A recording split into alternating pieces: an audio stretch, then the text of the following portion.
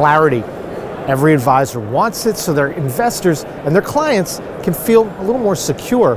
But what is clarity and how can you work it into a well-diversified portfolio? Joined today by Mark Pearson. He is from Nepsis, but also he hosts the Investing with Clarity podcast. Hey Mark, welcome. Thank you, Matt, for having me. Happy to be here. So Mark, from your perspective, what is clarity? Well, clarity is knowledge. It is power. It is the ability to make better decisions based on the information in front of you because you have the clarity to make those decisions. Well, the idea of investing with clarity can feel a little bit like a buzzword sometimes. How do you kind of take it beyond that so that you can help advisors and clients feel a little more at ease? Sure, it's a great question. Actually, we believe that clarity is something that most people aren't even talking about today. In a world full of ETFs and mutual funds and fund of funds and benchmarks and people focusing on fees, they're not really focusing on the most important aspect of investing. And the most important aspect of investing is the ability to know what you own and why you own it. When you know what you own, what businesses you own in your portfolio and why you own those businesses in the first place, it gives you a leg up in the ability to make better decisions about how you want to invest, and as I often say, stick to the knitting, stick to the process. We say process before progress. Clarity is the foundational component that allows you to stick to that process. And knowing that what and why is so essential as markets, as they're roller coastering and moving around, when you know what and why, does that help you stay a little calmer when things are so crazy? 100%. This is what we tell our clients all the time. When you know what you own and why you own it, the biggest thing that clients say to our advisors now is, we love volatility. The fact of the matter is that volatility is the single most powerful tool investors have to take advantage of buying businesses on sale.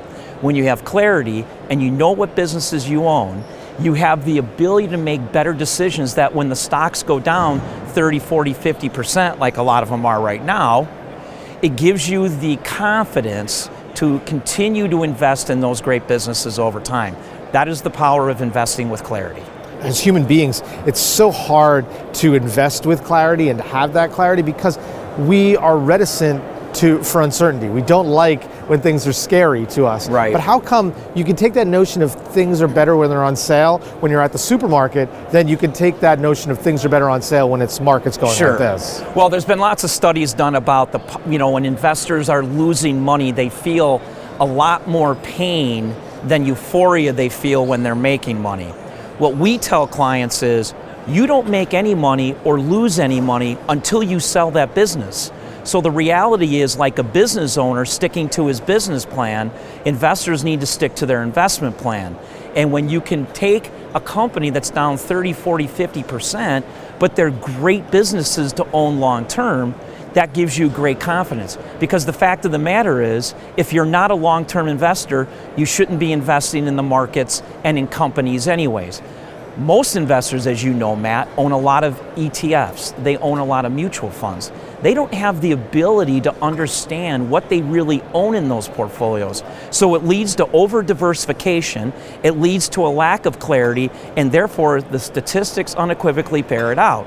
Investors sell at market lows and they buy at highs because they're making emotional decisions, they're not making business decisions. So, what's the first step? How do you keep investors that are historically emotional, how do you keep them unemotional about their money? How do you get them to invest with clarity? Great question. We spend countless hours with our advisors, with our investment committee, telling them what we own and why we own it, telling them what we see happening and not happening as it pertains to investments.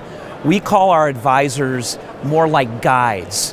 Our guides are guiding their investors to stick to the knitting, to stay out of the emotional process. When we onboard a client, we have a very specific process of bringing them on board to help them understand our process before progress.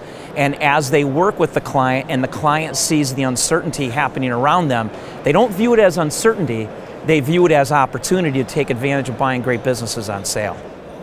Mark, some amazing insights. Thanks for giving me some clarity today. I appreciate you. Thank you. Appreciate it, Matt. Awesome. For Advisorpedia, I'm Matt Ackerman.